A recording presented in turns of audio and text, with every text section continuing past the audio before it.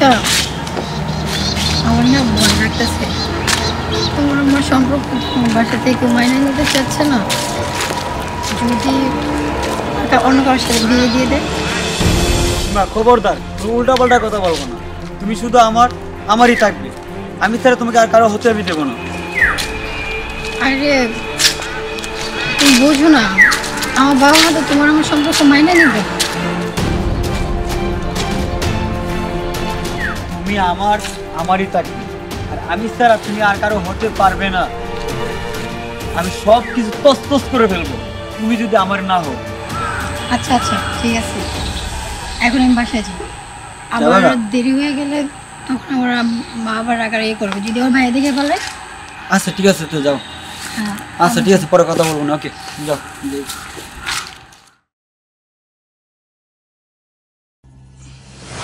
সীমা, তোর লিগা না ওই যে পশ্চিম পাড়ার এক ছেলে ইটালি থাকে, বিশাল বড় দেশ, অনেক টাকা পয়সার মালিক, বাড়ি গাড়ি টাকা পয়সা কিচ্ছু ছেলেটার অভাব নেই মা। তাই আমি তোর লিগা ওই ছেলেটার লগে বিয়া ঠিক করছি। কোন মা, প্রতিটা মা কিন্তু চায় যে মেয়ে স্বামীর ঘরে গিয়া সুখে শান্তি থাক। তুই যদি রাজি হস মা, খুব সুখে থাকতে পারবি। আমি তোর মা হইয়া চাই যে আমার মেয়েটা গিয়া সুখে শান্তি থাকে। তুই রাজি হইস না মা? অনেক অনেক টাকা পয়সার মালিক ছেলেটা। তুই আমার দিকে টাকা, তুই ওদিক সেদিক কই টাকাস? অসীমা, আমি শুনতেছি তো তোমার কথা। তুই ওদিক সেদিক টাকাইতাছ। ছেলেটা অনেক টাকা পয়সার মালিক মা। হ্যাঁ, আমি চাই যে আমার মেয়ে স্বামীর ঘরে গিয়া সুখে থাকুক। তুই রাজি হইয়া যা, তুই অনেক সুখে থাকবি স্বামীর ঘরে। দোস্ত তুই তো শুনছস কি? আরে তোর গার্লফ্রেন্ড সীমা তো বিয়ে যাইতেছে। কি কস? আমি আমার নিজের চোখে দেখছি, আর আমি শুনিয়ে হয়েছি। সত্যি কইতেছ? হ্যাঁ সত্যি, তুই বললে যা।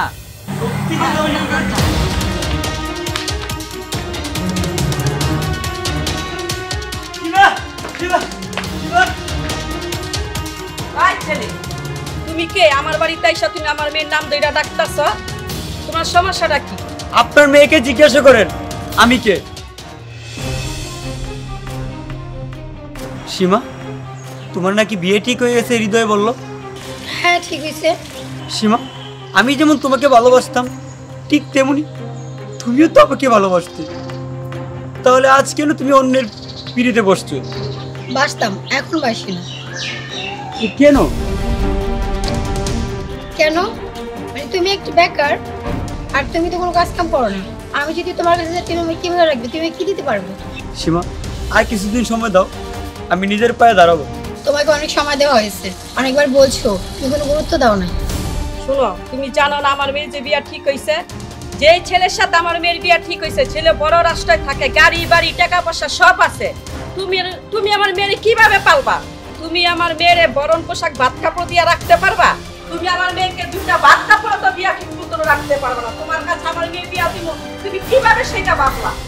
আর যে ছেলের সাথে আমার বিয়ে হইতেছে, ও তোমার মতো বেকার না, ও বিদেশে থাকে, অনেক টাকা পয়সা আছে, আর ও আমার ইচ্ছে মতো আমাকে সবসময় খুশি রাখতে পারবে।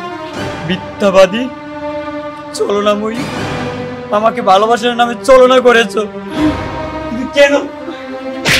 যাও দিদি, আর পরের দিন আমার চোখের সামনে আসবে।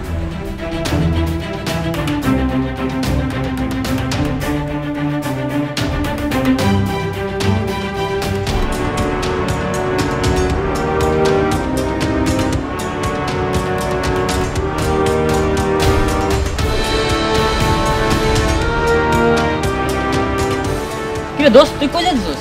শহরে চলে যেতেছি। কেন তুই শহরে যাবি কি লিগে? গ্রামে আর থাকবো না। কেন থাকবি না? কি কবি তো একটা ভুল মানুষকে ভালোবাসলাম, তাই বলে তুই আজকে চলে যাবি? যাকে আমি ভালোবাসলাম সে আমার কোনো মূল্যই দিল না ভালোবাসার। সে আজ আমাকে অপমান করে তাড়াইয়া দিছে। কি করবো বল? তাকে নিজের জীবনে চাইতেই বেশি ভালোবাসলাম, আজ সে আমার ভালোবাসার কোনো মূল্য দেয় নাই। আজকে সে আরেকজনের বউ হয়ে যাবো। আমি গ্রামে থেকে কি করবো? না তুই থাক, চল। আমি ওর বিয়ে, আমার চোখের সামনে আমি ওর বিয়ে দেখতে পারবো না, তাই আমি গ্রামে থাকবো না। তো ভালো থাকি না, ভুল মানুষকে ভালোবাসলাম।